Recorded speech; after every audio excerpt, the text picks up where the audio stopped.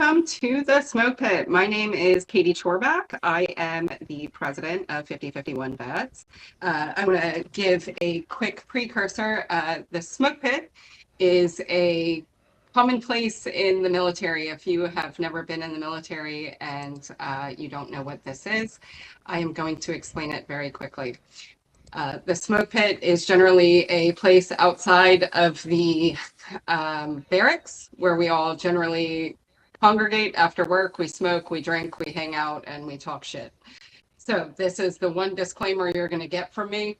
As the president, this is a no-holds-barred conversation among combat veterans. We are not going to watch our language. We are not going to calm down emotions. And this is unscripted. There is no precursor to this. A lot of us just met 3 minutes ago. So it should be a pretty interesting conversation. And so I'm going to start it off. Like I said, Katie Chorbach, we're going to go around, introduce who we are, who we're with, and what branch, and combat or not. So my name is Katie Chorbach. I'm the president of 5051 Veterans, and I am an Army combat veteran that served in Afghanistan. TJ. My name's TJ Demetrio, Navy officer, as a physician. I'm with 5051 Veterans. I'm a doctor, so I ain't combat. I'm as pogue as it gets.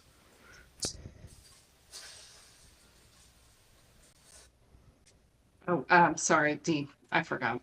I was introducing people. I'm so sorry, D. All good. Danita D. James. I'm with Repatriate Our Patriots, Iraq combat veteran. Michael. Yeah, I'm Michael McPherson. I'm actually executive director of Veterans for Peace. I served in what people call the first Gulf War, and I tell everyone it's the same fucking wars. They just market it to us as this war, that war, so it can pretend like there's like separate things going on. I live in Seattle, but I'm from Fayetteville, North Carolina, where Fort Bragg is. So I've been around the military my whole life. And I can expand on that later. We have people in Fort Bragg. Let's go with Rob.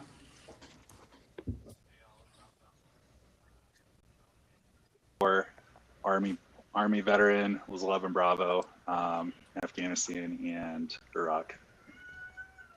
Mayhem. Hey, I'm Joey Gray. Go by Mayhem, it's old nickname. Founder of Money Out of Politics Movement, co-host of Disorderly Conduct podcast. I retired as a CW2, I was a 180 Alpha Special Forces Warrant Officer. Combat veteran. I deployed 14 times, 5 times to Iraq, 5 to Afghanistan. And I just retired in December, so trying to fill this whole civilian life thing out. Carl. Hey everyone, I am a Marine Corps veteran, recently retired in 2024. I am the founder of Crambox Politics and the host of Crambox Weekly, which is tied to that. And I'm a member of 5051 Veterans. All right. Logan.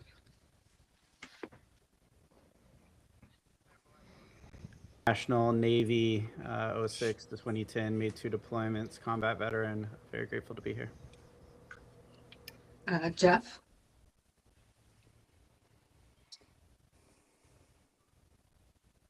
You're on mute, Jeff, I think. Is Jeff still with us?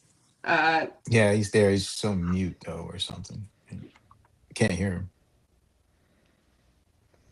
Oh, no. He's not I don't see him on mute. Lena, do you want to go ahead? Hey, everybody. I'm Lena Maester-Treat. I am a Navy and a Coast Guard veteran. I did 4 deployments. I'm not a combat vet. And I'm with Common Defense. All right. I think the last one was Jeff. No, we have Matt. Oh, Matt. Oh, let me let Matt in. Matt? Hello. Matt Stiles here. I live in Colorado Springs, 12-year Army vet, deployed to Iraq end of '07 and at the beginning of '09 as military police. And I'm a member and organizer with About Face. And Tom. Hi guys, co-founder of Fight Against Fascism and started the movement March for Democracy. Hail out of New Jersey. Went to Iraq in 2009. All right. One last go for Jeff. Come to us, Jeff.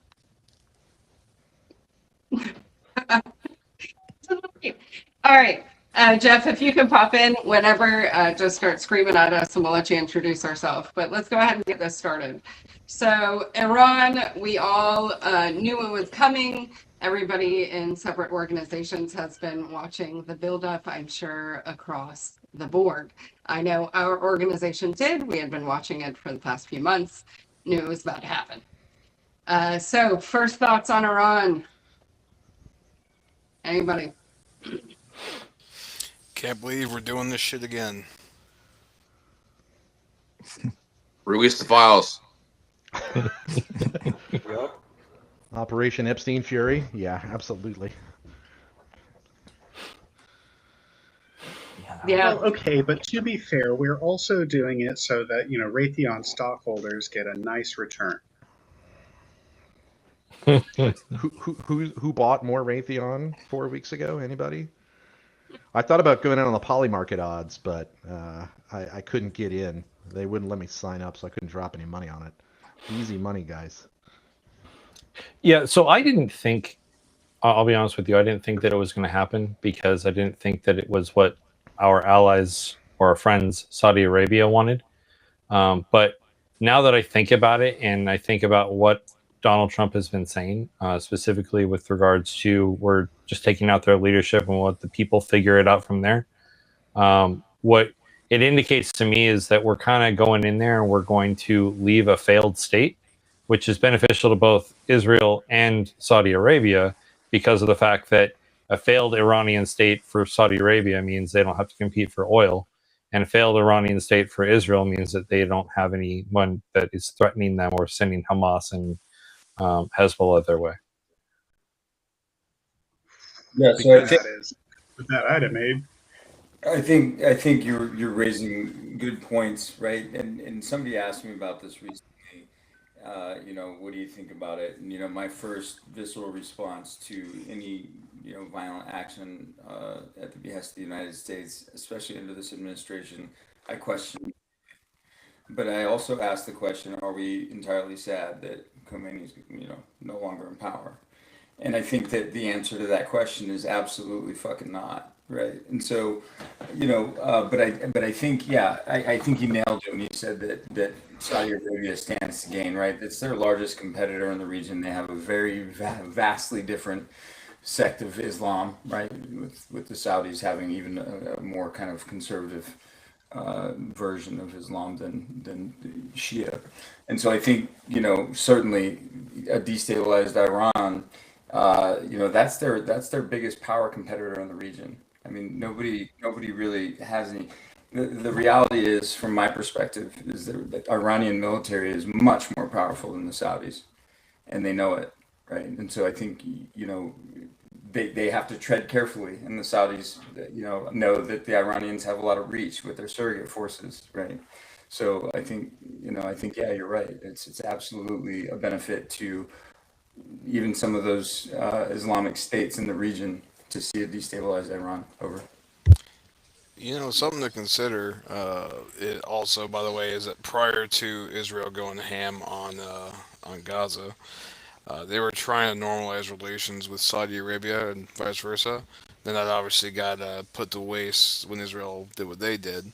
So something to consider is if this is mutually beneficial to both states, perhaps this is a method by which they want to set that clock back a little bit, try to unwind the pariah state that Israel's become, so the two of them can maybe create a relationship with each other again, like they were trying to do previously.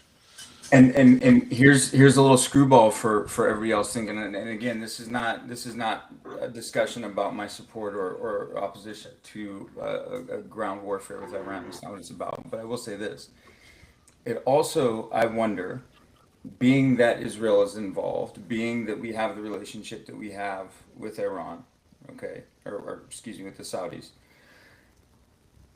It stands to reason that we all benefit from what's going on in Gaza to fucking stop, right? And I think the Saudis are going to be pressed as Islamic representatives in the region if they're seen to be cooperating in any way with Israel without a marked change in the circumstances going on in Gaza, a cease to the genocide.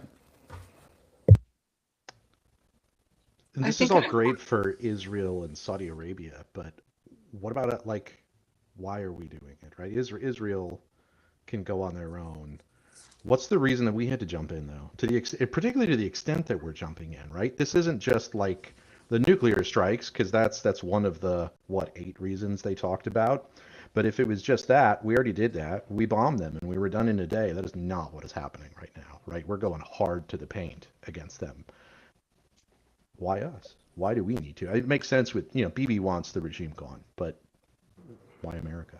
Yeah, I mean, it's pretty clear, in my opinion, of the why from at least the administration's point of view, right? I mean, it's a great distraction, right? I mean, the Epstein files are coming out. The economy is not great, right? We have midterms on the horizon. He's already been very clear that he would like to take more direct action in stopping the democratic process within the United States of America.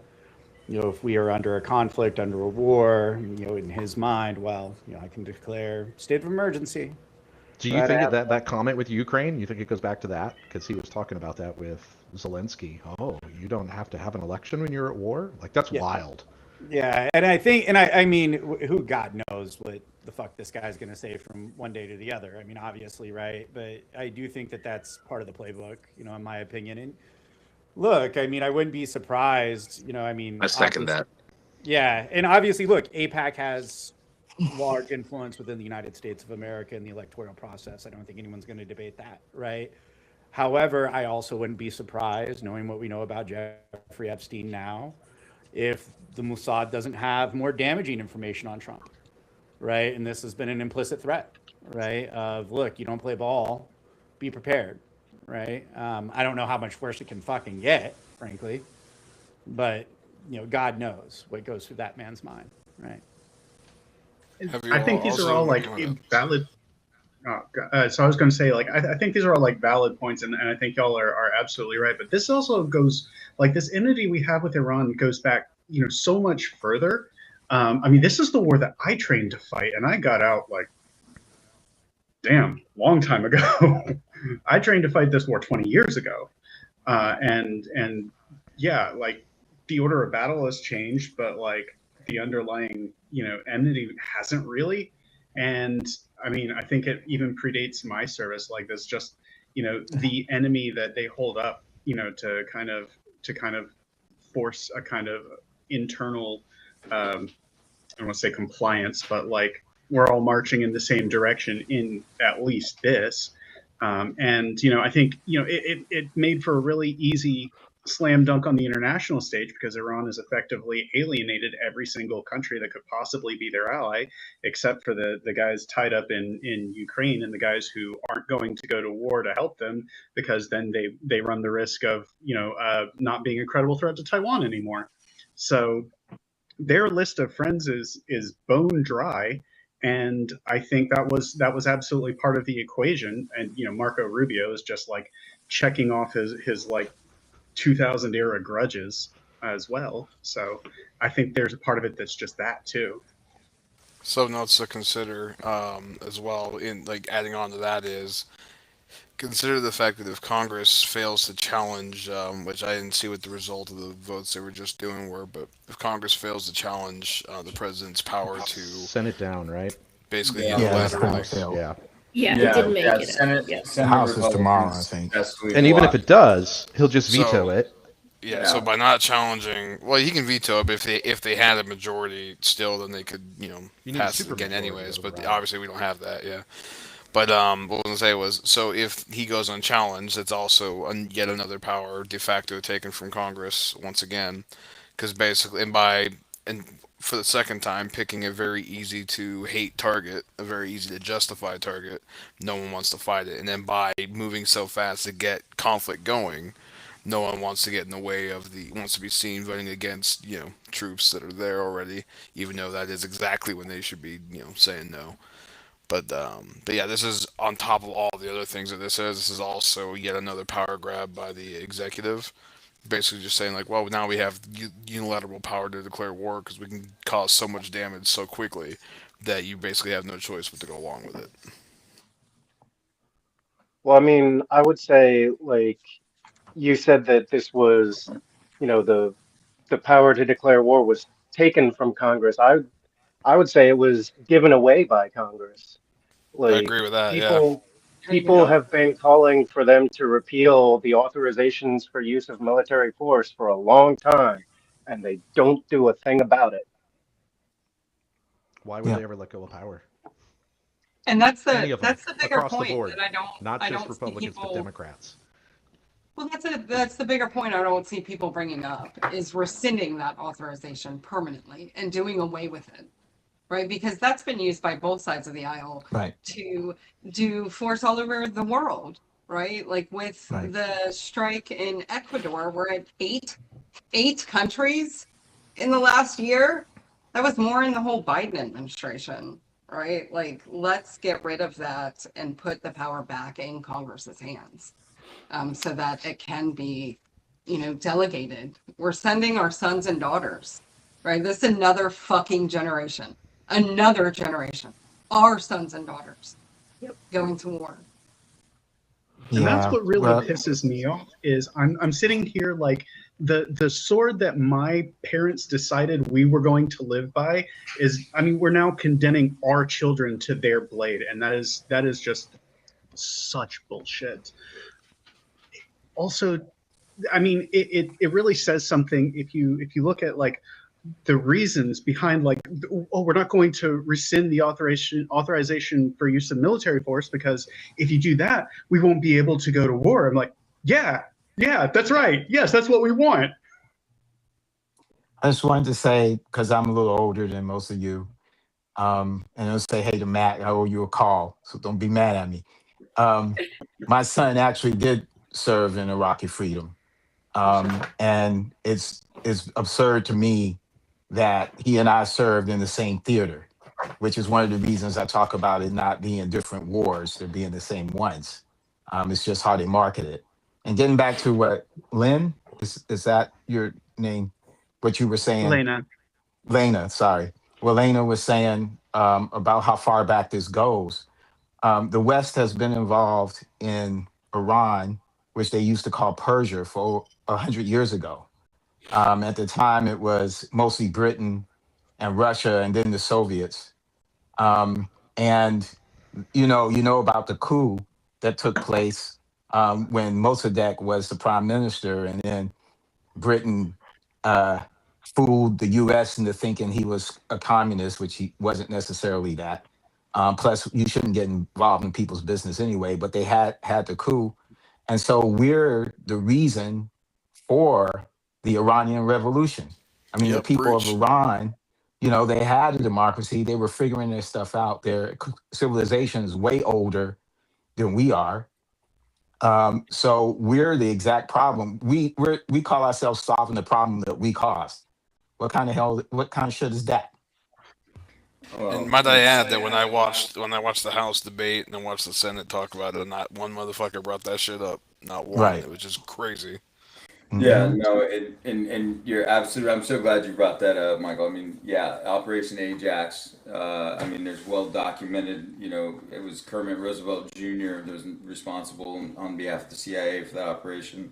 And it's very interesting. You bring up a great point. Mohammad Mossadegh was that leader, that democratic leader that was kind of the beacon.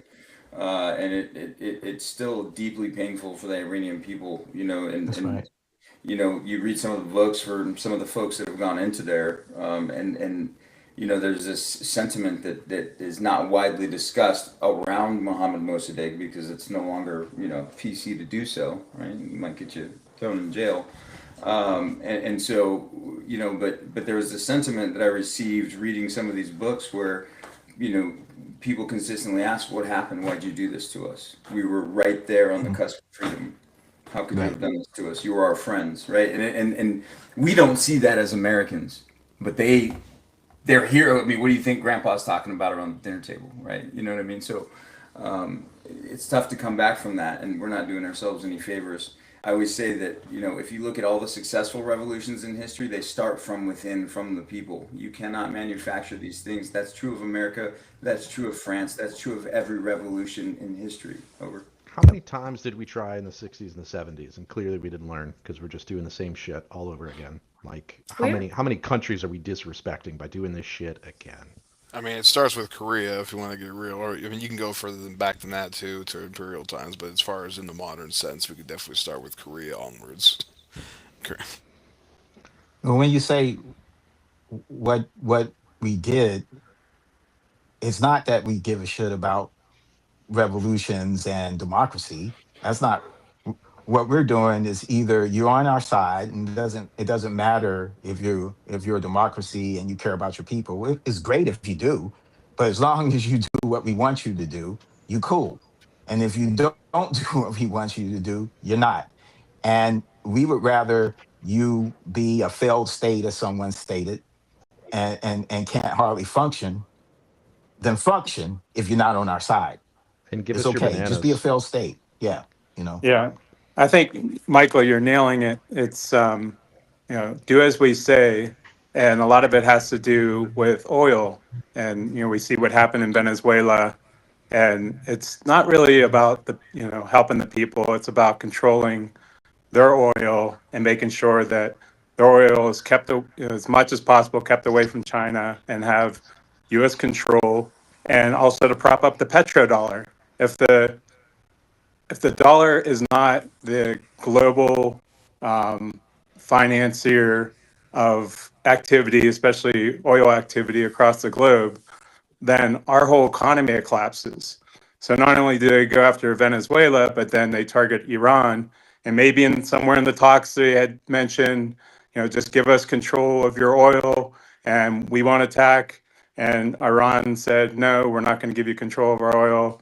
And they probably knew that the attack was imminent at that point. But we always go back to oil, but it's really the petrodollar is the main thing that some people forget about as being once if there's a disconnection there, then our economy is just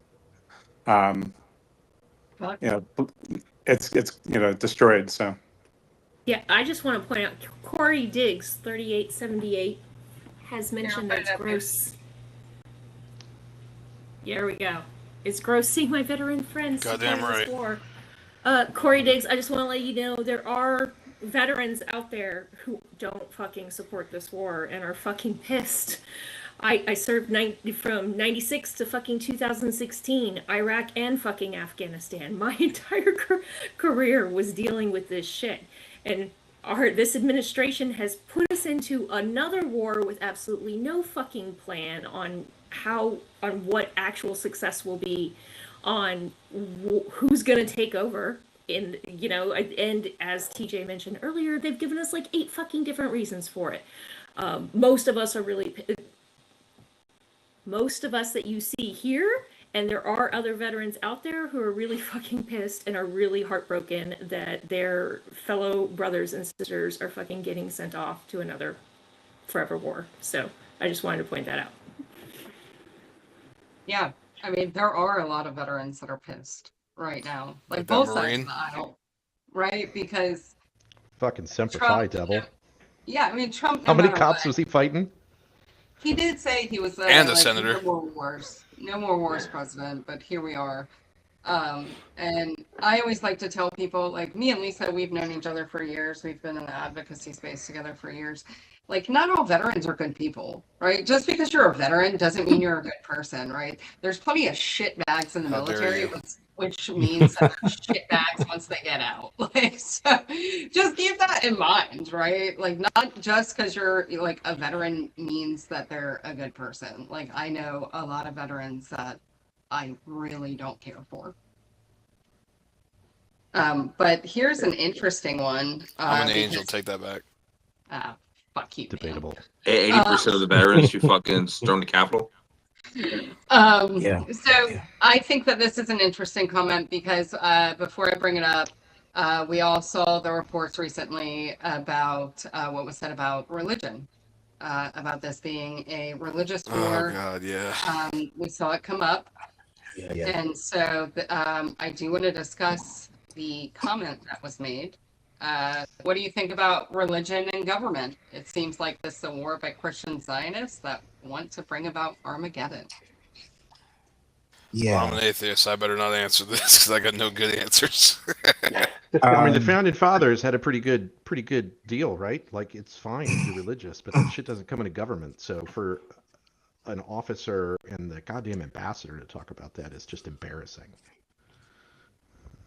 Well, you saw in it. I hope some of you saw in that little signal chat. I put a book called The Family, and it's also a Netflix. Yeah, you all should, if you haven't had a chance to at least go through the book and see I haven't seen the Netflix thing. I read the book like 15 years ago.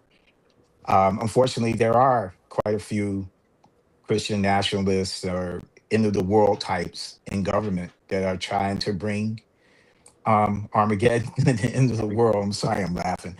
I am a Christian, but I'm not one. I realize that's a social construct. I'm not going to argue with you about if my beliefs are right or wrong and all that stuff is silly. Our minds are too small to understand the thing that's greater than ourselves. So we decide to come up with these stupid ideas about what it is. So that's how I see it. But I do look at Christ as a role model, so to speak, that I try to live by. So that's where my Christianity comes in. But because I grew up in the church and went to a Southern Baptist university, I understand how these people think. And many of them want to be alive to see, the end days. They want to see Jesus come. They want to feel that adulation. And because they want to feel that, they're trying to make it happen. And it's craziness. It's total craziness. But crazy people have been in power before. I'm coming at this from a Jewish perspective, and it's really weird to observe this from a Jewish perspective because on the one hand, you have religious fundamentalists. On the other hand, you have religious fundamentalists, and they both have very strong opinions about my people. And it's just really wild. And at the end of the day, their strong opinions about my people are not that different. The idea, so the Christian Zionist lot don't really like to advertise because they pretend to be friends of Jews and friends of Israel because they don't see a difference between those two things, a thing that is absolutely anti-Semitic. But insofar as they don't see a separation between those two things, they want to manufacture Armageddon, which, by the way, Armageddon is where that takes place. That's in Israel. In order for Armageddon to happen, you have to invade Israel. Yeah. Bad start. Also, all the Jews die in that. So, like, I'm looking at this just like, okay, none of these people are even close to on my side, and for really bad reasons. But yeah, I mean, so one of the things that is interesting about engaging with this subject as a Jew is there is a difficulty in separating yourself from the concept of Israel in the minds of like one side or the other. Like, I am not a Zionist. I'm an anti-Zionist. And that kind of blows people's minds. But I also find that it blows the minds of like my Muslim friends slightly less than it blows the mind of my like Christian Zionists acquaintances. So there's always been kind of more of a connection to me, with my Muslim friends and especially with my Persian friends, than I've had with the people in my life who are Christian Zionists. And oh boy, I have way too many of those. Well, not to take over the conversation, want to say one last thing, because Lena, what you just talked about, the saddest thing in my mind is the intersection when it comes to power and what they see as the common interest of many Israeli, or I should say Zionist Jews, and the Christian Zionists, where there's a working together in terms of Israel, the state itself, trying to grandize it to this biblical size, right? And I know that the Zionist Jews, they must look at the Christian Zionists as, okay, you're my friend, but I know at the same time you're not. But I'm willing to be in bed with you because what you want to see happen is not going to fucking happen. So I'm not worried about that.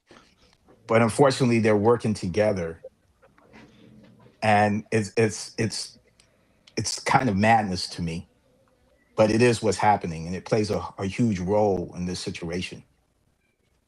Yeah, I think you're right. I think there is a cynical, like, okay, if that's what you want to do, we'll let that happen for now, kind of thing from the Jewish Zionist community. But I mean, I also want to point out that, like, while the Jewish Zionist voices are very, very loud, there's also like so many anti-Zionist Jews out there, both in Israel and in the diaspora. So I don't know what it actually like ends up being in terms of population percentages. We're getting off track here. I'm sorry, I'm taking us way off track here, but it's not nearly as big as it sounds, and that's all I'll say about that. I think the reports, because as Lisa pointed out, it was verified by one person, but then there's multiple comments in here that it was across 50 installations and multiple reports about it being a religious Armageddon. And I would be inclined to agree because of the pastor that Pete Hegseth brought in to pray and given his belief systems. And I think that it is incredibly dangerous. I grew up Catholic. I do not practice religion anymore in my life. But, framing this as such to young 18, 19-year-old kids is utterly fucking terrifying. I remember, E1 Fuzzy Katie in the military. I was an idiot. I'm still like somewhat an idiot some days, right? And so if you have it like beat into your head that this is a religious war, and then you have a Secretary of Defense that's bringing in this very far right-wing pastor that wants to remove voting rights from women, I would be inclined to believe it. And so one of the questions in the chat is like, how do we dispel this? How do we fight back against Christian nationalism in the military? Because we have a war happening right now in the Middle East. Mike Huckabee clearly works for Israel. Like, I don't know what y'all think, but I watched the interview with Tucker Carlson and I was like, what? Christian Zionists. See, that's that intersection. Oh, it's true. So- But that, like, did anybody else watch that fucking interview besides me? I watched some of it through watching Hassan Yeah. Piker's broadcast. Huckabee's a fucking nutcase, has been for a minute. You know how dumb you have to be to get that thoroughly owned by Tucker Carlson? That's rough. But back to the question, I'd say up until the 90s, there was a hard effort to build a wall between religion and politics and government. And then something switched in the 90s. And I think it was the fact that what started happening is that the religious right started to realize that they were losing control. They were losing the ability to control the narrative. And so they started to push back. And they started that pushback in the form of, oh, Christians are being persecuted, Christian rights are being taken away, Christian yada, yada, yada, we're the victim. And that built and built and built. And then what happened is that the courts got to a point where they didn't want to touch any type of religious freedom rules because they didn't want to be accused of victimizing or being the individual who was going against religious freedom. And so as a result, it started to sneak its way back into government. And I think that over the last 3-4 decades, what we've seen is that happening. And today, in the Trump administration 2.0 is literally a culmination of that effort to reinsert religious views into the government dynamic and rule things through religious perspectives. So I think the way that we need to get back and to pull religion out of government is to reassert that idea that you are free to practice your religion per the Constitution, but the government is not a participant in that religion per the Constitution. And we need to make sure that we draw that line and reinforce that. Yeah, I absolutely agree with that. I mean, look, I think it's going to be really hard to remove that, very heavy religious overtone that we're seeing right now in the government with the current administration, right? I would go further and say it's going to be very hard to do that with the current makeup of the Supreme Court, right? We have, call it three, we'll be kind here, and we'll say we have 3 judges in the Supreme Court that would previously be called far right, and are extremely friendly to Christian nationalism, right? Not even that they're afraid to touch it.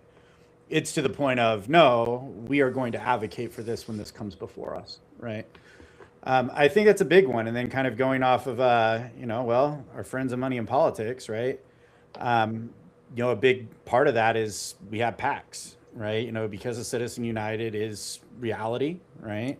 We have a lot of dark money. It's just yet another way to leverage the United States government as a means of control for these billionaires, but also for, frankly, the religious right. And I think that until we get rid of Citizens United, obviously this administration really have to deal with the fucking Supreme Court here. It's going to be hard to do that, right? I think it's possible. I mean, I wouldn't fucking be here if I didn't think that it was possible, if I didn't think it was possible, right? And it's heartening to see other veterans. And the only thing I'll say after that is this is, I mean, like a lot of people on this call, right? We spent a lot of time in smoke pits. A chunk of us, I'm assuming, have spent some time in, VSOs in student veteran organizations, right? Within the student veteran community itself, what's always interesting to me is, by and large, it's not a lot of fundamentalist Christians, man. Right? Within the SVA, at least. That's been my experience. Right? But there's blatantly a divide, right? Somewhere along the line, right? And I would go out on a limb and say, I don't even think most veterans are extremely religious fundamentalists. I don't believe that. They may support Trump for their own shitty reasons. Yeah. Right. But I don't think they're religious fundamentalists. I think this is very endemic to this administration specifically, and to your point, Carl, just the current state of American politics, specifically on the right. Yeah, so I was talking to an NCO that is out in Minneapolis, and he was asking me what he should do, to better equip his soldiers, and I was like, well, first of all, you should definitely sit your soldiers down and teach them, play some history, like movies about history. These soldiers need history lessons. These soldiers need and whatever education service you're in, but educating your subordinates is going to be a key into fighting the white supremacy that they're trying to push within the ranks. And it's going to take senior leadership and junior leadership to really get to know their soldiers and really try to push back against the indoctrination of white supremacy within the ranks. Yeah, I certainly support that and agree, Tom. It's always good to see you, brother. I'd like to comment on what you said there, Logan. One, with the makeup of the Supreme Court, we know we're not going to see an overturn of Citizens United, and that's just reality. The only way around that would be a constitutional amendment. And with them pursuing an Article 5 convention, that's problematic also. I think that what we're doing here at Money of Politics is we're kind of shifting our focus over to an initiative that's coming out of Harvard right now. There's a gentleman by the name of Tom Moore up there who used to be the chair of the Federal Election Commission. Very, very smart guy. Wrote a law that targets election spending by way of corporate law at the state level. So it completely bypasses Citizens United, right? So we don't need to overturn that because a state, under states' rights, has the ability to say, we decide how you operate as a corporation within this state, which is why states have all these different, like everybody knows, oh, you incorporate in Delaware because you can do this, this, this, and this, because they control laws surrounding what corporations can do. And so what they're doing with the Montana plan by way of this law written by Mr. Moore through the Transparent Election Initiative in Montana is targeting election spending for corporations through corporate law. And so we're watching that develop right now. We're bringing them on. They're supposed to be on our podcast this Sunday, along with Professor Eric Siegel, who is an expert. He's the director of the Constitutional Law Center at Georgia State University. He's been a professor of law for a number of years. My co-founder is a practicing attorney, and he taught her actually. So that's kind of how we connected.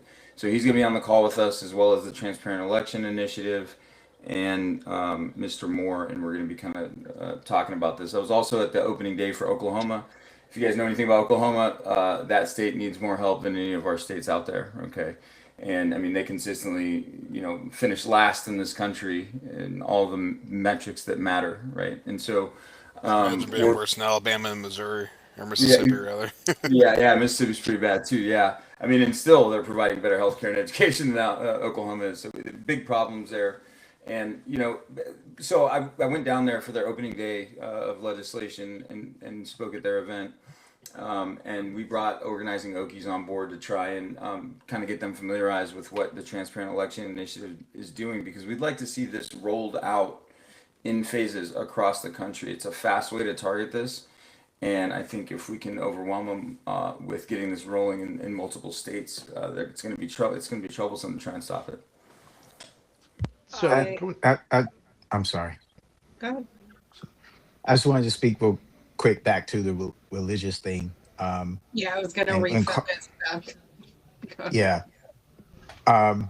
But Carl, when you said there was a big effort until the 1990s, I'm not going to totally, maybe there was more of an effort, but hopefully you all have heard of the moral majority and Jerry Falwell. Oh, yeah.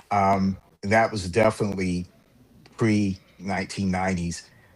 There's been a long standing, especially in the South, efforts to push politics using religion.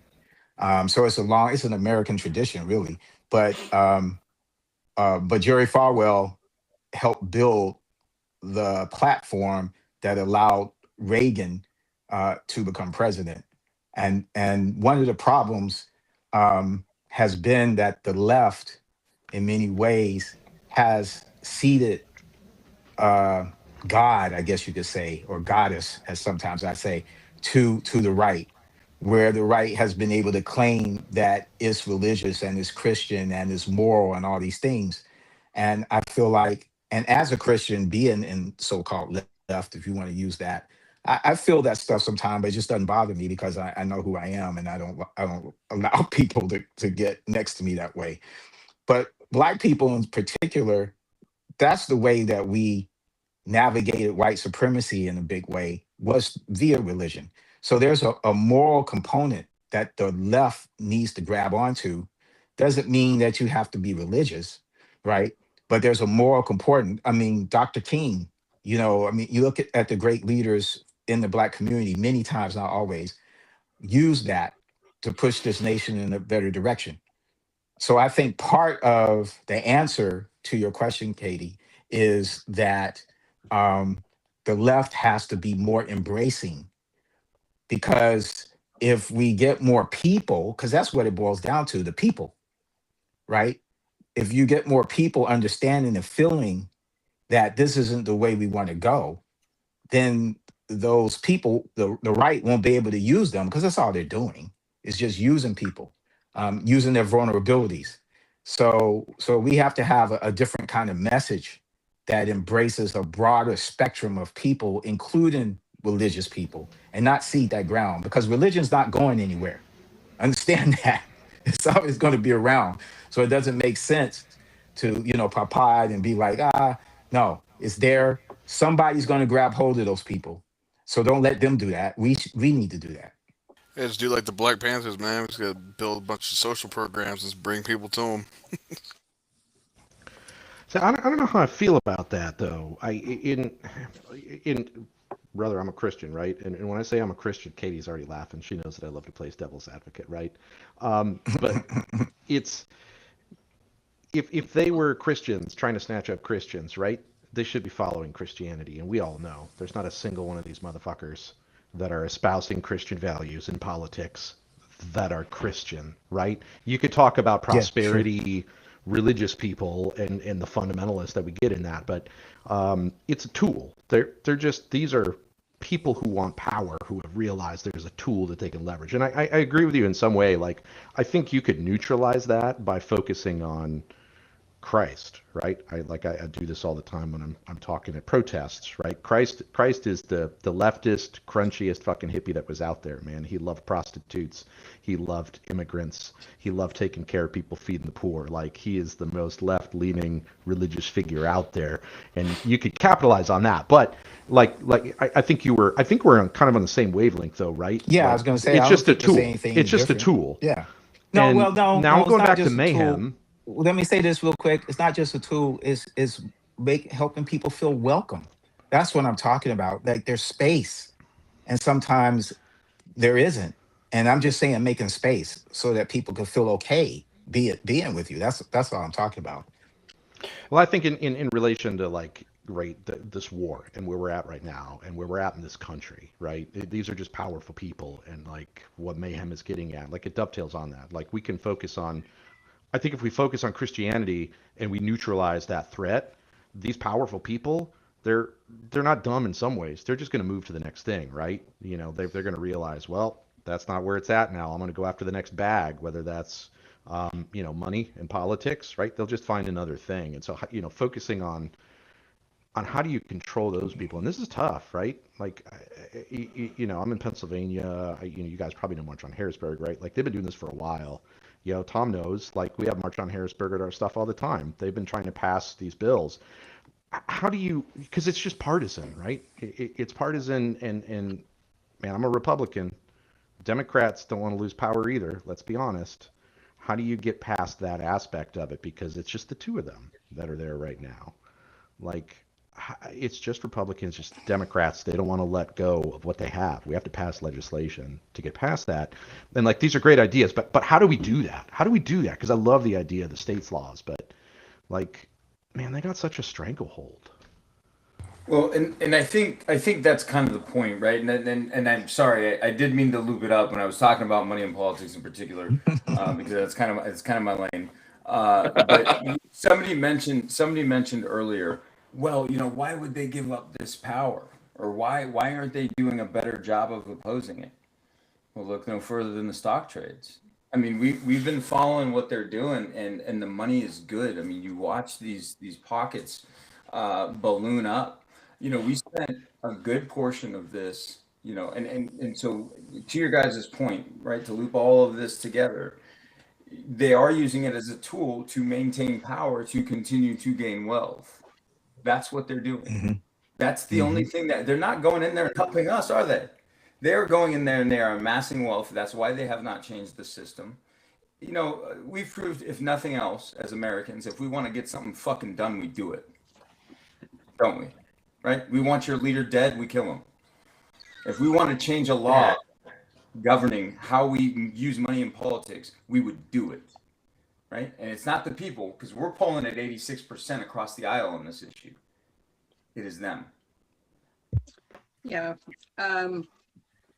And I loved that wrap up because although I do love talking about the Constitution and religion and politics and how it all ties together, I do want to shift it back to the war, right? Because I do know we have, specifically, we have people that are probably watching that want to hear from combat vets about, what service members are going through and things of that nature, families.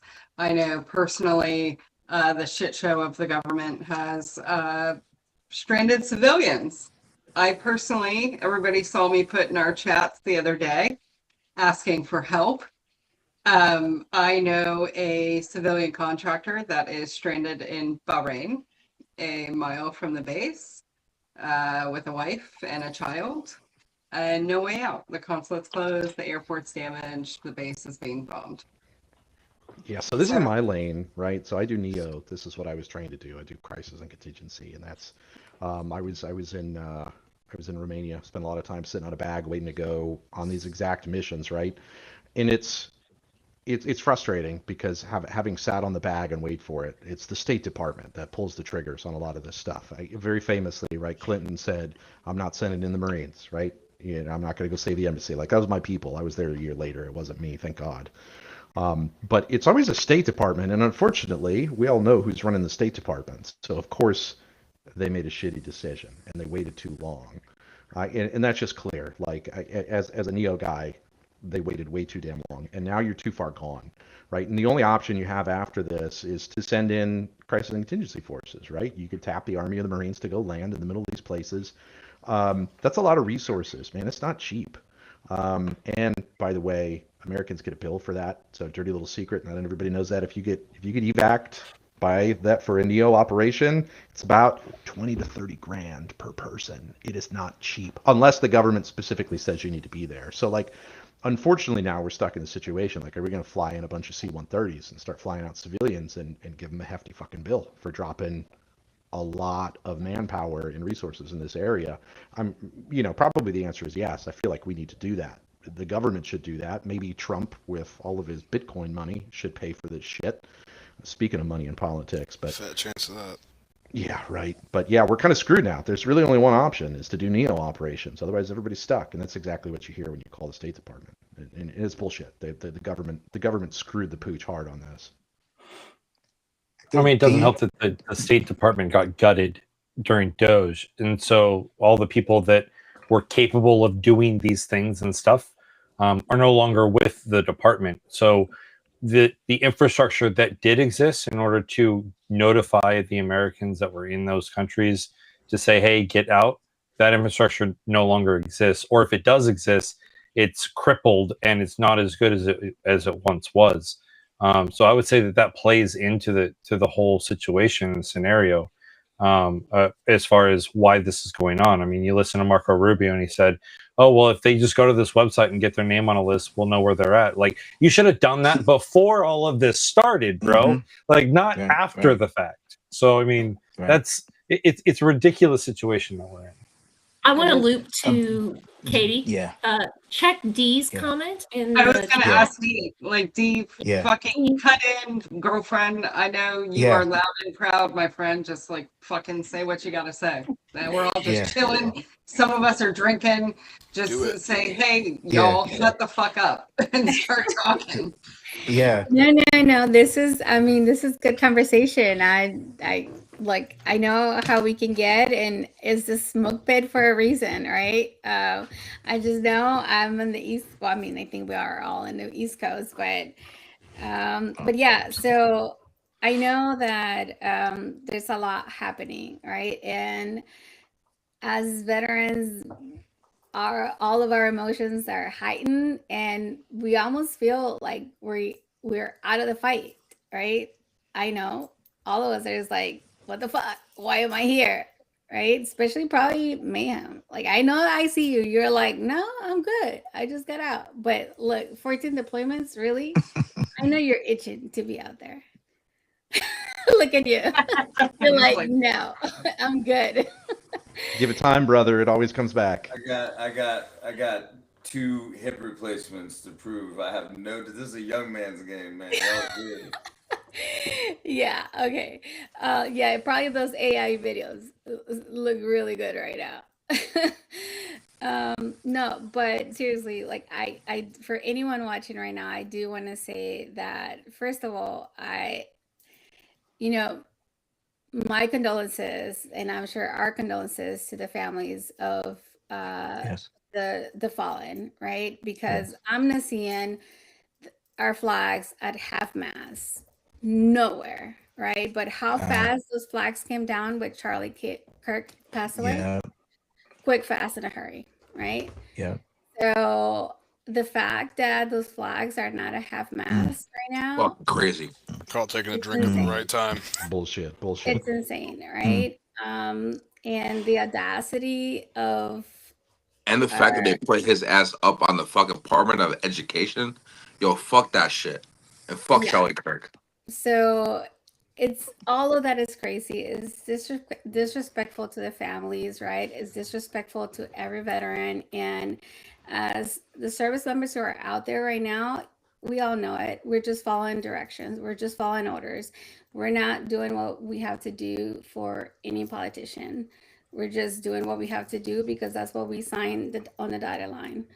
And like I introduced myself, I am the president for Repatriate Our Patriots. And for those of you who do not know, my organization is a nonprofit 501c3 who helps veterans who have been deported after serving in the military. And we work to prevent future deportations. And we emphasize the urgency and the importance of getting your naturalization while you are still serving, right? How important that is. And I'm here to tell you that this is not like how it says, this is not a political script. This is not about politics. This is simply what was promised to us, right? When we were recruited. And I say we because I was one of them. I was one of them that came and told me, hey, if you join the military, you can get your naturalization, right? So I joined. But guess what happened? 9/11 happened, right? So then at least I had a warning. I had a warning that said, oh shit, I may be going to war, right? I don't think our guys had a warning. Yes, all of us who are doing this activism and all this other stuff, we probably saw this shit coming. Everybody who's in uniform, probably with their head down, just going to work every day, probably didn't see this shit coming, right? Why? Because they're going to work every day, going home, doing what they need to do, staying out of politics. Well, there's currently 40,000 service members who are serving in the military who are not U.S. citizens. Active duty, reserve, National Guard, everywhere. 40,000 of them. How many are currently deployed out in right now?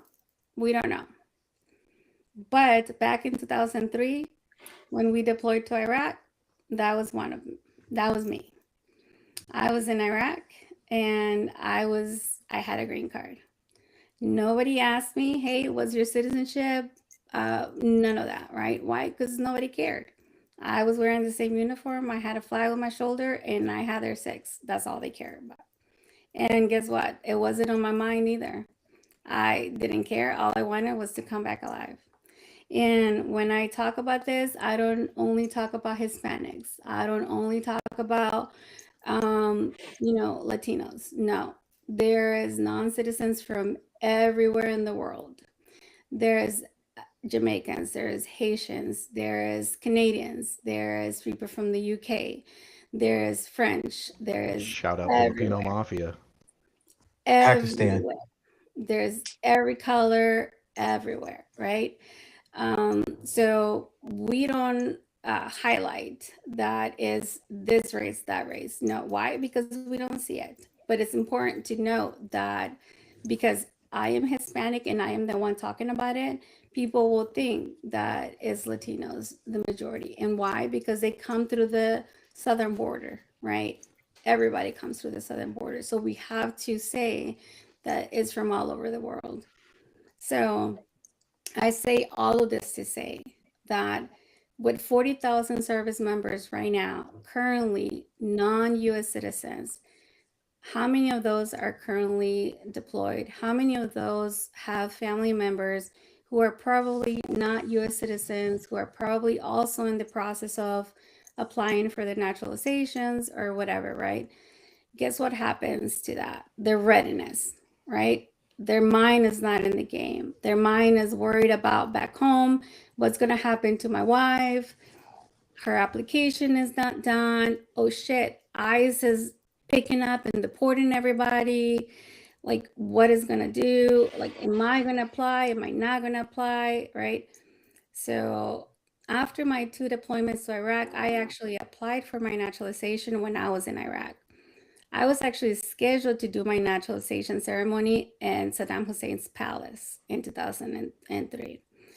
Well, by that time came around, we got orders to go back to Germany, and I missed my appointment. Why? Because they didn't care. That wasn't a priority for them. So I missed my appointment. So we went back to Germany, and they're like, "Oh, don't worry about it. You can take that. They'll follow you. You can take care of it when you get over there." Well, you know how the tempo was back then, right? 6 months later, you get orders to go back to Iraq. So by the time that happened, I missed that appointment back in Germany. So that shit goes back over there. So second deployment in 2005, I'm back in Iraq. So shit went down in Iraq. By the time I get after my other 12-month deployment, and then I was like, I'm out. If I go back to Iraq a third time, I'm not coming back. That's how bad it was, right? Between toxic unit, everything else, 2005, you guys know, it was one of the deadliest years in Iraq. I was like 50 cal gunner at the time. I was running missions up and down, and I was like, if I go a third time, I'm not coming back. So my exit was not a choice. It was a survival exit. That was what I did not want to get out. I wanted to do the 20 years and everything else, but it was a choice that I made, and it was a survival exit. So I got out with a green card, and it was an expired green card. I had no idea that I could have been deported. I actually just found out that veterans were being deported in 2020. I had no idea, right? Yes, I'm not taking a cop out or anything. It was my responsibility. But just like back in 2006, when I got out, there was no program. There was nobody that could guide you or anything. That is the exact same case today. 20 years later, there's no program, no commander, no first sergeant. There's no responsibility. Nobody is held accountable for it, right? So my worry today is that out of those 40,000 service members, how many of them are going to come back, get out without their citizenship? So that tells me that when they get out, they're one step away from making a mistake and being deported. That's how easy it is, right?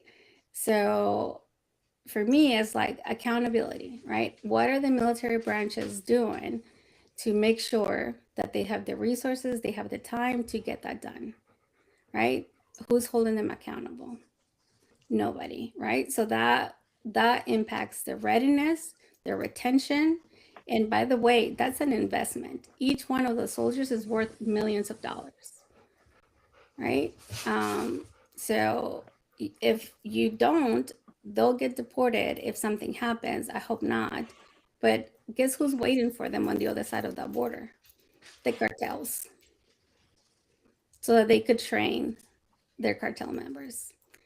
2 of our deported veterans have been already kidnapped. Thankfully, they were able to escape. They were kidnapped by the cartel so they could train their members. With everything that's going on right now in Mexico, yeah, go ahead and send them trade killers. So that's my worry today, right? And outside of that, as a service member myself, I know that every veteran out there, their emotions are heightened. They're veterans, their families, they're worried. The communities, there's a lot of high tensions. Nobody knows what's happening. The administration is a wreck. Elections, communities. I think that as the veteran community, the advocacy that you guys are doing is very important. But we need to, and we're doing it by doing this, right? We need to come together and really validate that what we are feeling, right? This sense of like, what the fuck is going on? It's real. And it's okay that we're feeling that way, right? The anger that we're feeling, it's okay. You should be feeling it, right? Because it's not okay. This is some bullshit. So, yes, that was my rant. Any questions, anybody? But D, I have to run, y'all. But D, I want you to know I'll be in touch with you because we have a deported veterans advocacy project that we've been running for many years. And I'm also working with Black Deported Veterans of America. And Common Defense also has a, yeah.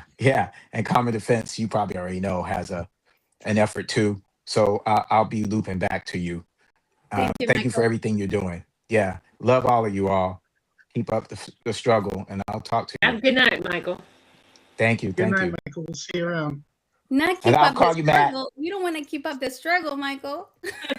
Well, I got to keep up the struggle because I'm not laying down. I'm not going to be on my knees. Fuck them, right? So Hoo-yah, brother. we'll Hoo-yah. struggle through it. How about that? Your question is how do I get in contact with you? That's it. I'll put my email in the chat. Okay. So D damn fucking straight, right? Like, cause D fed me some information to go yell at my mayor about a local law that was being passed, and the mayor heard me out with the study, right? But at least in our time, I don't know, it could have been happening. This might be not true, but I am gonna say it. And my vice president's up there like, Jesus fucking Christ. At least in our time, I don't know any of my battle buddies that when we were overseas, like that they were worried that their spouse was going to be fucking deported. Right? Like, I think they might have been, like, there might have been one or two, but I think that there's this overall fucking sentiment right now that, like, anybody could get deported. Anybody could get caught up in an ICE action, because I know a lot of us, most of us, probably fucking all of us are out there yelling at ICE right now. Right? So, Yeah. and like, and I don't know, did y'all during your, your deployments hear of anybody worried about their spouse even being deported, or no? No, I was just cheating. Yeah, not deporting. actually, I did. That wasn't the primary concern. Definitely Yeah, no not. shit. So I will say, on my first ship, I was San Diego. It was like 2003 to 2006 ish. I failed out of A school, so I went to the fleet undesignated, and that's just the worst shit job. But a lot of the guys who I worked with, the bosun mates, were just like general ship folk for the non-Navy types. And the people who do ship things. And so, a lot of my division was like, we were in San Diego. A lot of them were folks who were coming up from Mexico and joined the military to get citizenship through that route. And man, this is over 20 years ago. So my recollections may be dim, but I do remember like this coming up in the context of like, I think there were like some jokes. They joked about it every once in a while, but like it was one of those jokes that had the like, that underlying like, this is an actual tension kind of thing. But I do remember like a lot of the folks that I served with were, they joined for that reason, and there was that tension. Yeah, I mean, anybody else know if, because I don't, like on my deployments, it wasn't, we're worried about, coming back alive, not our spouses being fucking deported or our families not being able to escape being bombed in a country, or, like, there's so And I much mean, shit. that's one of the main reasons why a lot of service members, like, it's in the back of our mind, right? We don't even think about it. We don't even think about doing it or any of that, right? Because our military ID card is our passport. We go everywhere in the world, right, with our military ID card. Like, I was in Germany my entire time in the military. I went to Paris, to Italy, to the UK, everywhere with my military ID. I didn't need anything else, right? And also, there was not an immigration attorney right outside the gate, like if I was stationed at Fort Hood, Texas, right? The military commanders that command the staff, they get briefed on who's late on their government travel card, but they don't get briefed on how many non-citizens they have in their unit, right? Even though the retention officer should be like, hey, there's 5 more soldiers who is, by the way, you can't re-enlist if you don't become a U.S. citizen by 8 years. So you can only serve 8 years. And then if you're not a U.S. citizen, you can't re-enlist. So that should be something that, hey, your retention officer should be like, hey, this guy is not going to be able to re-enlist, right? You would think. But if you ask me right now, PD Boy is not going to be interested in naturalizing anybody in the military. And if I was in the military, and I'm not a U.S. citizen, I will not be raising my hand saying, hey, I'm not a U.S. citizen. Neither is my wife, right? I'll be staying quiet and getting the fuck out, right? Because of the state of our country. And that is not the right call to do right now. So if anybody's watching, anybody's listening, please go and apply for your naturalization, because once you get out, you're not protected by the military statute, and you are another immigrant, right, who is at risk of committing a crime under immigration law that if it's a felony under immigration law, you are at risk for deportation, right? And they're not just gonna pick you up and deport you. No, you're gonna first serve the sentence for that crime, and then they're gonna deport you, right? So it's not like they're not gonna just put you in jail, use the taxpayers' dollars to keep you in jail first, right? For 5 years, 10 years, 20 years. No, they do that first. So it's a double jeopardy thing. You serve the sentence first, and then they'll send you to a nice detention, and then they deport you, which takes you away from all of your VA benefits, right? So my organization then works to help them apply for the VA benefits so they can receive that after, because they are still entitled to their benefits. Yeah. It's insane. But right now we have 3 military spouses who are at risk of deportation, and their husbands are active duty, and they live on military bases. So, yeah. So it's really crazy, right? But my concern is right now for those who are actively serving, like, what is our military doing for that, right? With these deployments, and military families that are right now worried for that on top of everything else. Yeah, and just a little bit of a warning. Do you bring up a really good point? If you are somebody that's on post and you're facing some of these things, be careful, right? Because bases are federal property, right? And the rules are very different. So there's nobody's going to help you. Nobody's going to be able to help you because the military, as many of us know, right? So just keep those things in mind, right? If you're in that type of a situation, probably best not to be on post. Yeah. Yep, and it is federal property, so they can go on post. Yeah. Yeah, I mean, we have a close friend in Germany, Dee, you know her, Nikki, and she has been trying to organize. She's a mil spouse now. She is one of us. She was Army, and so she's been trying to organize in Germany, like military spouses, and it ain't happening. They won't do it. She's so sad. Her kids are rocking it though. Yeah, but and that it's crazy because most civilians don't understand how much, you know, like being in combat is like on the family. And so when you have a family that has a spouse that's deployed, possible children, you're facing fucking immigration stuff, and what's actually going on outside of the post, you know, in Texas. I live in Florida, which is a dystopian fucking nightmare. Sure is. You know, like I like to say Trump made America Florida. Sorry, everybody who's not a native to Florida. We fucked y'all on this. But You're welcome.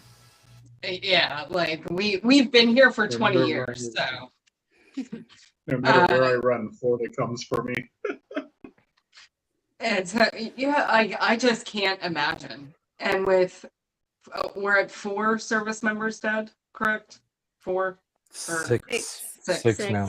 Okay. We're at 6. 6 reported, right? Like, because I don't know if y'all follow foreign news, but I do. And I translate it to English because I'm interested in what other countries are reporting. And they are reporting a lot more Americans dead than we are. So are we getting, you know, the true numbers? A. And No, we're Russia now. Well, we're not really hearing the reports. I don't know if y'all have seen the fucking videos of like Bahrain and our other places around the world that have been decimated, but I'm pretty sure civilians died. Like I'm 100% that civilians were fucking killed, and we're just not reporting what's happening. So here we are again, bringing more battle buddies home in boxes for a fucking war that none of us wanted. And, you know, now we have the added element of spouses being deported, you know, and shit just all over the country. Like, what a fucking shit show.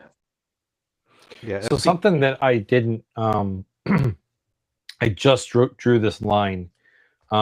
Earlier last year, Pete Hegseth pushed out a memo that stated that reporters were required to funnel all the reports that they were going to be pushing through him for approval before they actually published the news report.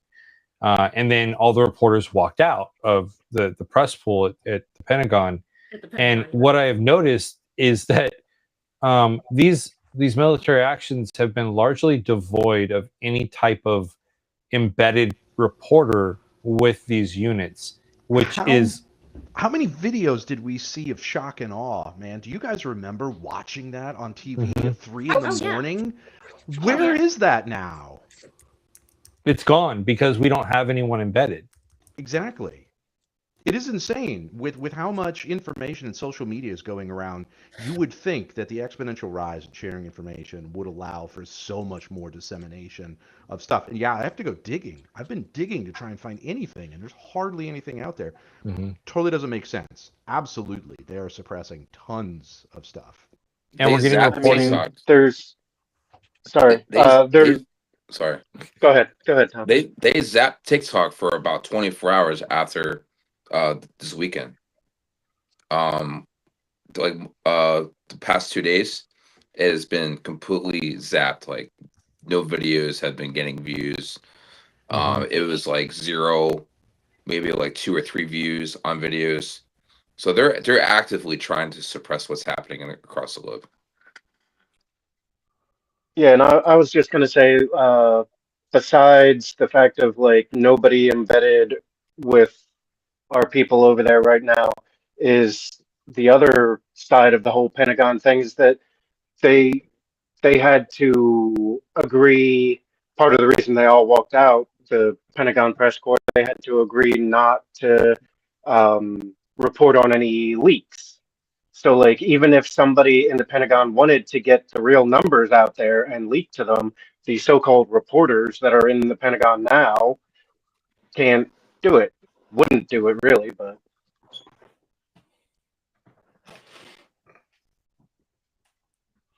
Yeah, I mean, and then you couple that with the reports that the Lincoln was hit by ballistic missiles.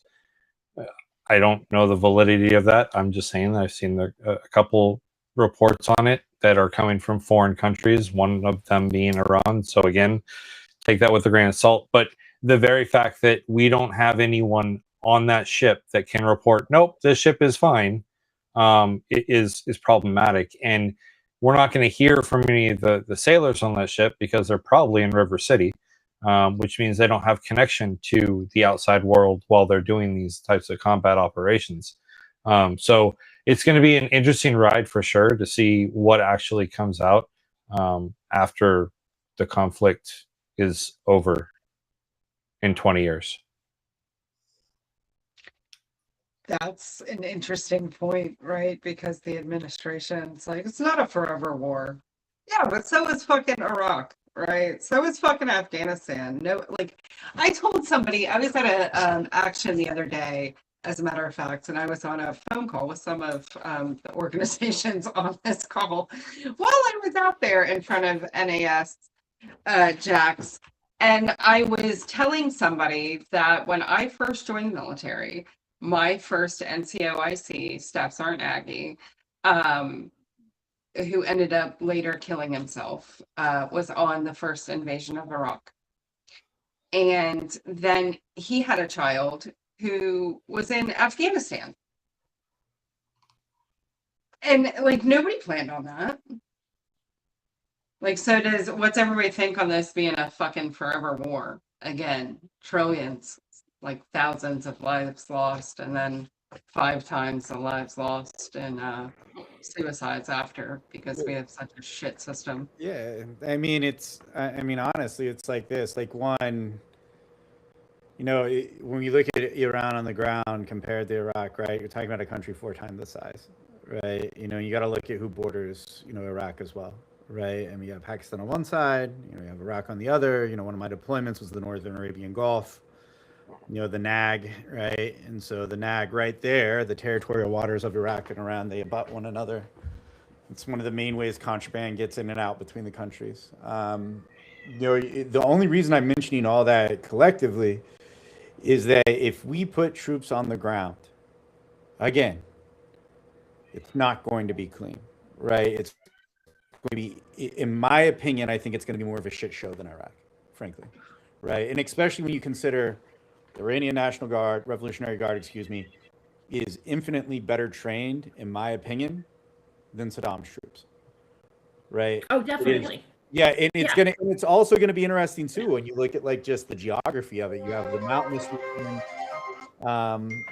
It's to me, it's gonna be an absolute shit show, a generational war, if we get involved like that. Or what you're gonna see is what happened when we pulled out of Afghanistan, what happened when we pulled out of Iraq, right? It took ISIS all of 2 seconds to storm through Iraq, take our shit. We just created the future generation of terrorists. Oh yeah, absolutely. Yeah, I mean, that's exactly what we did. And the only way, if this really is about a regime change, we can't do it from the air. We have to go in on the ground, and it's going to be a fucking disaster. Sorry. Well, I mean, if I may, there is an international Iranian activist organization that is currently well established in Europe. I actually interviewed on my podcast one of the members, Zolal Habibi, and she said that this activist group, like, one, they're female led, which is like critical, and two, they don't want the West to get involved in the regime change itself, because they already have things set up and established All they need is for the West to go in and help them kind of clear the path so that they can come in and lay the groundwork and establish themselves. But I don't think this administration wants that. I think that they're playing, they are appearing to play ball because it works for them right now politically, but I don't think they want that. I don't think that we want to even, I don't think Trump's going to put boots on the ground. I think this is going to continue to be an air fight. But I think it's going to continue to be an air fight for the sole purpose of keeping Iran down and preventing them from reestablishing and consolidating themselves and becoming more stable than they currently are. And to the question of preventing whether a or not choke this point is of going to. oil. Oh, sorry. Go ahead. No worries. Go ahead. Well, I was just gonna say, and also preventing a choke point of, you know, our enemy countries and keeping them from getting their oil. Mm-hmm.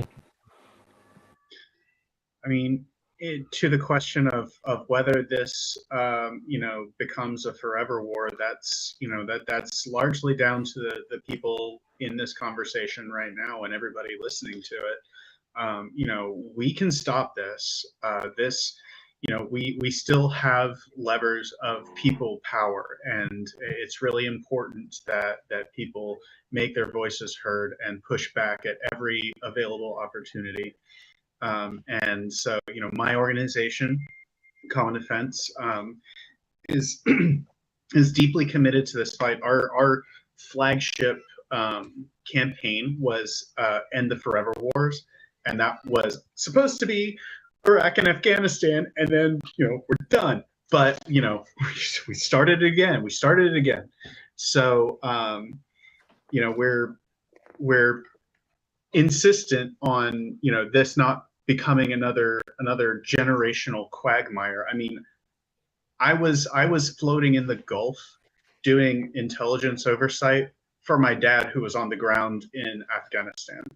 That's insane, and that should never happen to anyone else. And it is our job to make sure that it doesn't happen to anybody else. So, if you're a veteran listening to this, you can check all of the organizations here, check us out, and get involved and make your voice heard. So this doesn't become a forever war. I think it's very important that we all unite and become a coalition as well. I think we should all be working together, and we're stronger together than we are apart. So, I think we should all, when we, after we get off this call, we have to start bridging the gap and become a united force against what's happening, because, communication is key. We all know that, right? I think it's utterly important that veterans use their voice right now. Right. There is still a sentiment and a romanticization of the military by the civilians, both sides of the aisle. Some on the far left do not like us at all. Everybody else, they do kind of like us. And so when veterans speak, right, we hold weight. And so one of the things I promised I would talk about tonight here involves two of the orgs, and everybody is invited to the party. It's under the Vets Against Fascism banner, right? So it is orgs coming together and veterans coming together using your voice. So I would like one of the About Face guys to tell us more about that, so that we can get more veterans involved in this mission. It is of utmost importance, because the number one mission of us all, right? We all care about veteran benefits as we watch new rules be put in place, and then veterans use our voice to have it rescinded quickly. Within days. Yes, but it took longer for the Federal Register. But it was quickly rescinded.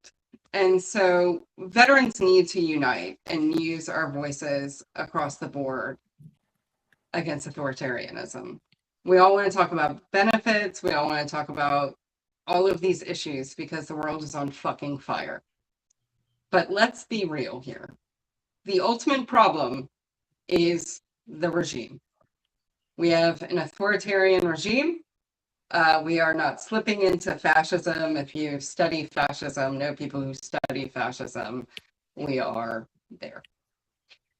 We're there. And so, veterans, it is your time to fucking shine, my guy.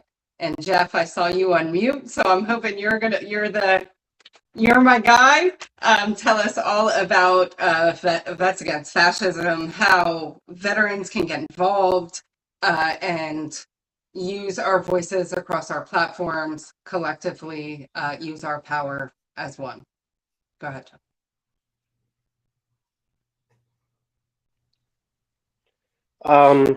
Yeah, I mean, it's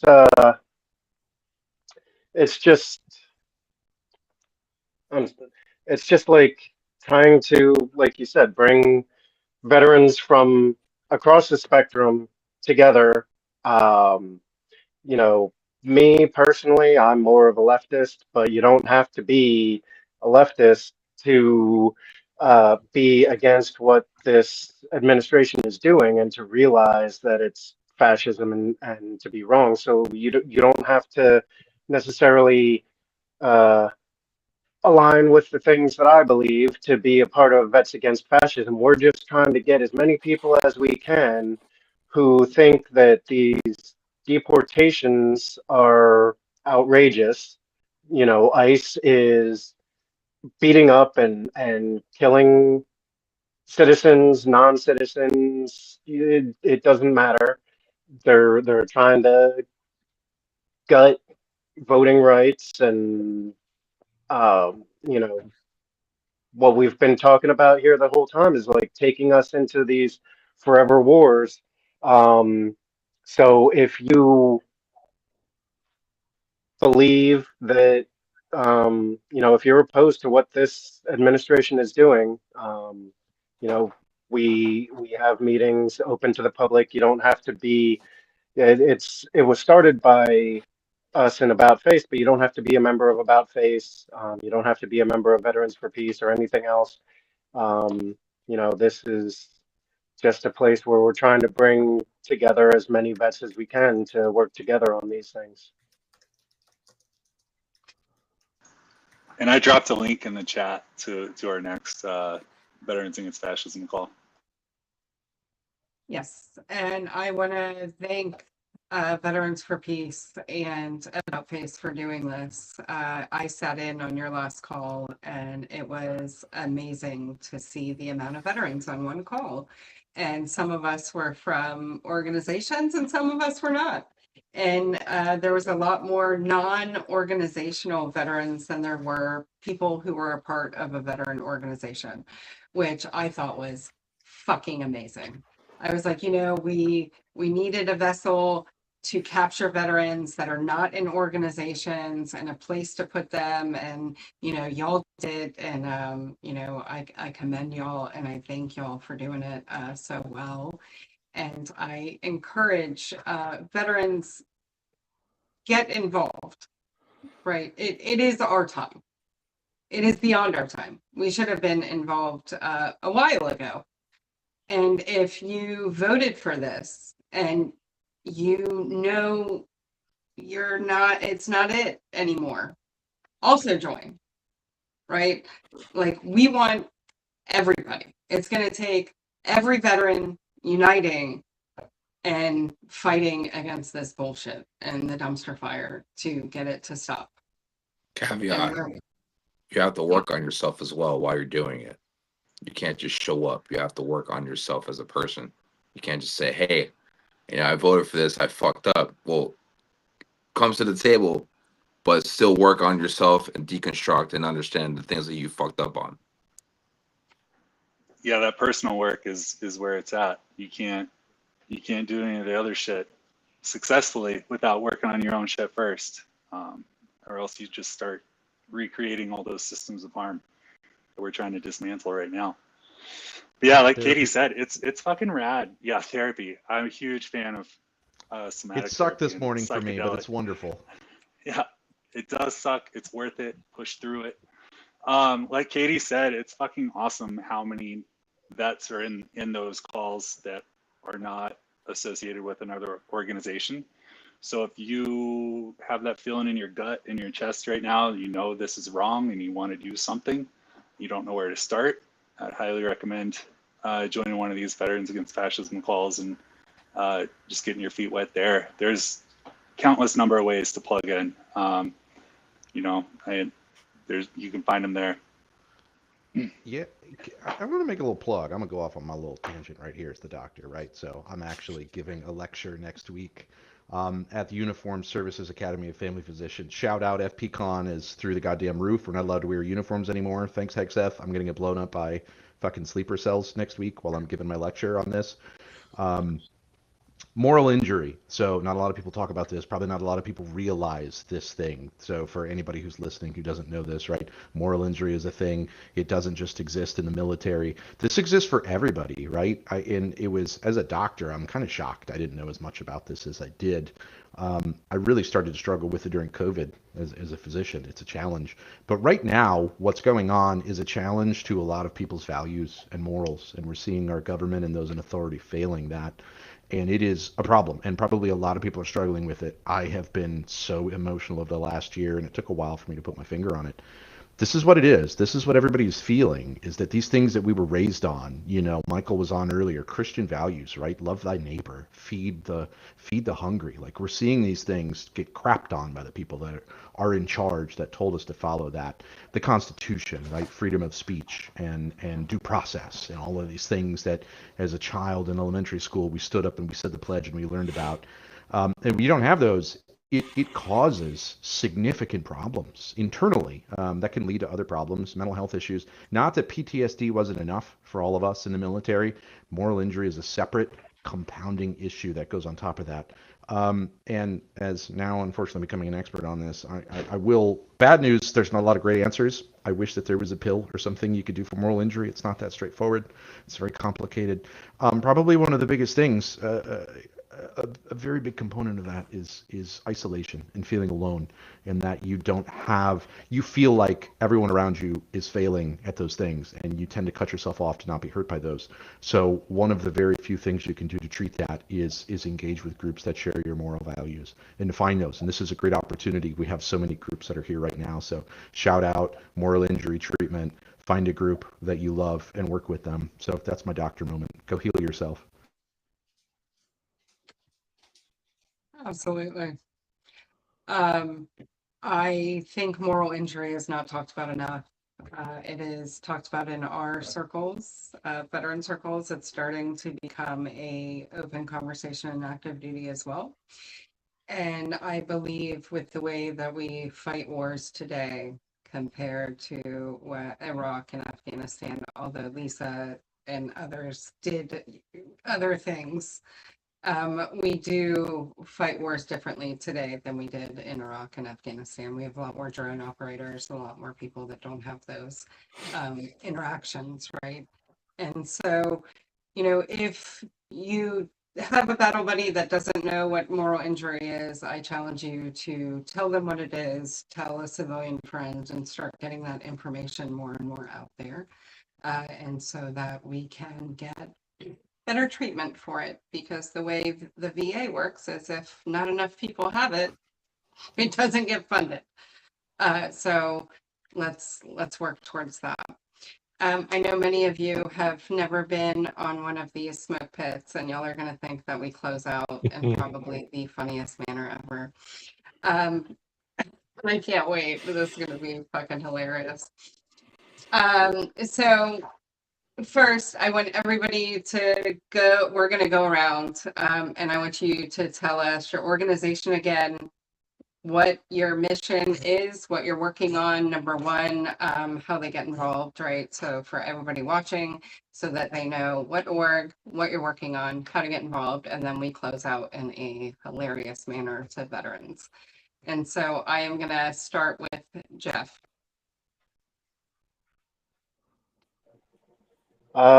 Yeah, so I'm with About Face and Veterans for Peace, and we're anti-war, anti-imperialist organizations.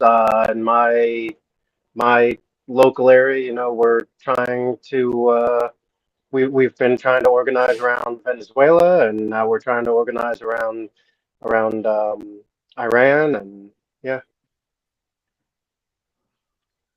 Tom?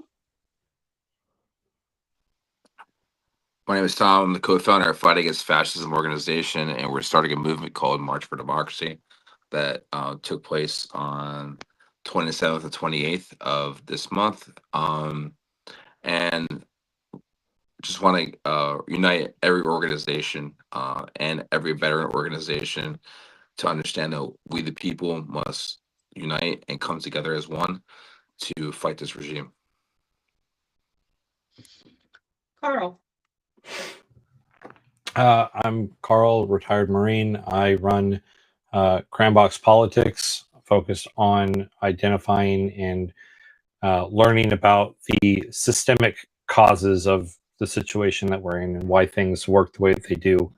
I'm a one-man show, but I do have I am working on an application that makes it easier for the average user to find government information.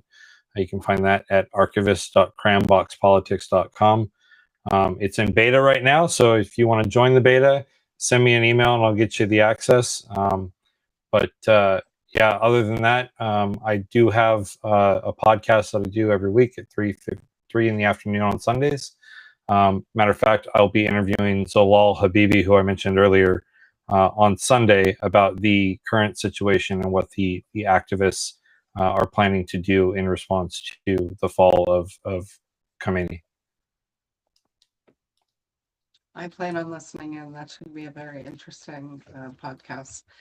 Mayhem. Hey, I'm Joey Gray, founder of Money Out of Politics Movement.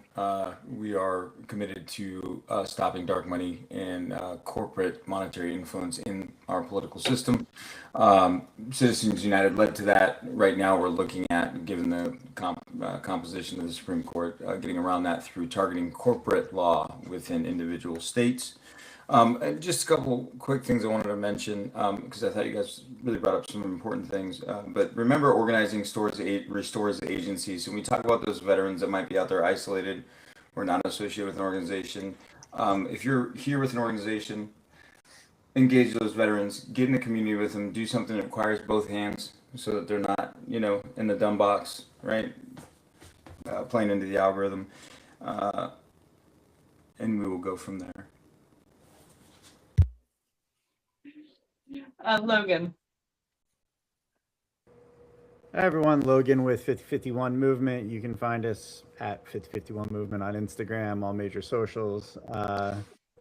Yeah, we're about fighting fascism and upholding the Constitution, right? Really trying to end this thing and make a better tomorrow for Americans and folks around the world. If you'd like to get a hold of us, reach out to us on any of the socials. You can Google us at 5051 Movement. You'll see us pop up. I look forward to seeing everybody at No Kings on March 28th. And thank you for having me here. Yeah, we look forward to No Kings all over the country. I know 5051 Vets has been planning for it as well. Rob? Yeah, Rob, organizer with About Face Veterans Against the War, aboutfaceveterans.org. Jeff already mentioned it, but we are an anti-imperialist, anti-militarism veterans group, and we work on preventing policy that perpetuates these forever wars. And also part of the Veterans Against Fascism Coalition, so check that out too. Dee? Hey everyone. So Danita James, again, President for Repatriate Our Patriots, and you heard my message. If we're good enough to serve in this country and to die for this country, I think we ought to be enough to live in this country. If you know anybody who has a issue or a question about their naturalization, send them to us. We have resources and contacts with immigration attorneys, and we can guide them in the process. Also, I am a member for March for Democracy. We did the march here in Norfolk this last weekend. It was so really cool. I've known Katie for a while. We have another movement kind of like for the Vanessa Guillen, except there is another sailor who was also murdered, Angelina Resendiz, here in Norfolk, Virginia. It seems like there's another Epstein file cover up going on in the Navy. You'll hear more about it. We'll be sharing that. But thank you everybody for listening. You can follow us at Repatriate Our Patriots on Instagram and TikTok. Please share the message and continue to do what you're doing. Thank you, everyone. Steve, before we go to Lena and then I'll let Lisa introduce 5051 Vets because she does a lot of other shit besides what she does for us. Can you once again say that female sailor's name? Many of us on this call, the men don't know. Many of the women on this call know each other because we have done a lot of advocacy together on MST, and we got federal law changed in 2020 together. And that's how we know each other, and we've been advocating together ever since. And so, Dee, please tell us again that sailor's name so that everybody on this call can start advocating for that family to get the truth. Yes, so Petty Officer Angelina Resendiz was murdered last year, May 29th, by a fellow sailor in her unit who was under 2 investigations for a similar case, who was transferred to be investigated. And what is happening is there were a lot of gaps under the chain of command. She was not reported missing when she was. Her friends reported him missing, but she was found later on outside in the community in a duffel bag. But the investigation showed that he kept her in his room in the closet in the duffel bag for several days. The chief went and checked on his room because he was UA, and so was she. And he reported that he saw her laying. Well, he saw her feet, and he saw her wave at him. He was laying on her stomach. He didn't get a verbal response, but he said, "Oh yeah, she was in his room," and that was it. But at that time, the coroner reported that she was already dead. So there's a lot of gaps, a lot of missing things, and we in the family are requesting for an independent committee to do an investigation on the leadership and the Navy command on what did they miss, what did the leadership do or didn't do. Of course, leadership, roommates, and everybody has already been transferred and moved out of there. The roommates didn't smell anything or saw anything, but they have already been moved out of the unit. The sailor, it's in confinement right now, solitary confinement, and he is being charged for criminal offenses. So his hearing is ongoing here in Norfolk. Actually, tomorrow they're having an evidence hearing, which I will be at. But we are asking for an independent commission to be sent, just like we had for Vanessa Guillen at Fort Hood, Texas, which uncovered a lot of things that were going on at Fort Hood, Texas, with the leadership, the CID command, and everything else, which enacted a couple of provisions of the Vanessa Guillen Act later on, right, that forced the Army to put some regulations. As of right now, that hasn't happened, but we have Senator Kaine and Senator Kelly on board to push for that. but yeah, her mom, it's fighting for justice for that again, and it's a lot of there's a lot of contradicting stories, which is horrible. She was missing for 5 days before she was found. So Petty Officer Angelina Resendiz in Norfolk. You can Google her name. Her story is just awful. Thank you for telling us that story. Military sexual trauma is an epidemic that is not spoken on enough in public spaces by veterans of all genders. Yep. And so I would let Lena please tell us about your organization. Hey folks, I'm Lena Maester-Treat. I'm with Common Defense. Common Defense is is among the largest grassroots veteran organizations in the country. So we are building a grassroots army of veterans to create a country that is truly, that truly embodies the idea of freedom and justice for all. And so, our big that we've been focused on. We've also got No Kings coming up.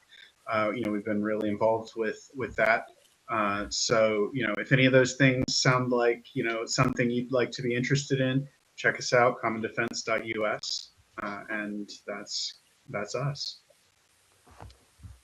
And one more, Matt. Matt again. Yeah, part of Outphase, Veterans Against the War. Rob and Jeff both mentioned about some of the work that we do around anti-war, anti-imperialism. I also work on the GI Rights Hotline as a resource counselor. We talk with service members on a daily basis about grievances, issues around discharges, and also help folks with conscientious objection packets. So yeah, if you know of any service members that need any assistance where the military is failing them, send them to the GI Rights Hotline.org website, or they can contact us, and the phone number is on the website as well. What a phenomenal resource that was, Matt, because we didn't even fucking mention the existence of the GI Rights Hotline, the entire fucking show, and the importance of it. Jesus Christ. Fuck me. Lisa, close us out because you're involved in so much shit. You can I don't know what you're talking about. Hi, guys. I'm Lisa. I am the Vice President of 5051 Veterans. I try and help Katie as much as possible. We've been, as she said, working together in activism for a couple of years now. We finally got to meet in person. It was amazing. Unfortunately, because of the shit show that's going on now. I am also on the board of directors for 5051 Georgia. I am a local co-lead for 5051 Augusta, and I am in the 5051 Southeast States Working Group Leadership Circle, so I'm not busy.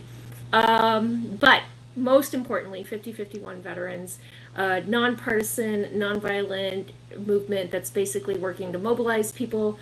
Along with 5051, we embed in local chapters and state chapters and encourage our veteran members to bring their knowledge and their voice to the movement. And we occasionally do things like 6/6 D-Day. So yeah, please look us up, 5051vets.com, or basically almost any social out there you can find 5051 Veterans. Yeah. Lisa's super busy, but she keeps me pretty straight. I want to thank everybody for being here today. We should do a lot more of this on different subjects. I think our opinions are probably pretty valued on a lot of them. The way we close out the smoke pit is a safety brief. So for anybody watching who's never been through one of these, Every close of business on Fridays, your first sergeant or commander gives you a safety brief of how not to be a degenerate over the weekend. And so we do the same exact thing here because we're still vets and we still do a lot of stupid shit. So we always start it the same way. Do not beat your spouse, your child, or your pet. Drink water. Make sure that you eat meals. Reach out before you crash out. Definitely maintain your mental health. Take all your medicines. Make all those appointments. Do not drink and drive. I am 13 years sober. Please reach out to us personally, our page. If you cannot afford an Uber, we will catch the bill for you. Our entire board has access to every single social media as of today. And so please reach out to us like no bullshit. Also, please keep your pets leashed so that they don't kill other people's pets because it's a fucking dickhead move. And now we get into the real military style ones, guys. Change your socks. A. B. Do not buy zoo animals off the dark web and then try to donate them to the zoo. It does not work out the way you think it is. Especially penguins. Especially penguins. Do not conduct live fire drills in like housing developments. Also doesn't work well. Do not test fire weapons on your property unless you own enough property to do so. What goes up must come down. It's a law of physics and of gravity. We believe in that shit here. Science is fucking real.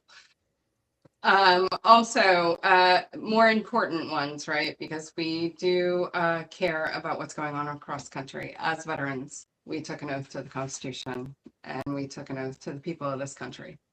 So as everybody in this chat roundtable watching, as you're out at actions, protect the most vulnerable around you. It is our job to put ourselves first. We guaranteed that when we took that oath. And so make sure that you are protecting those people.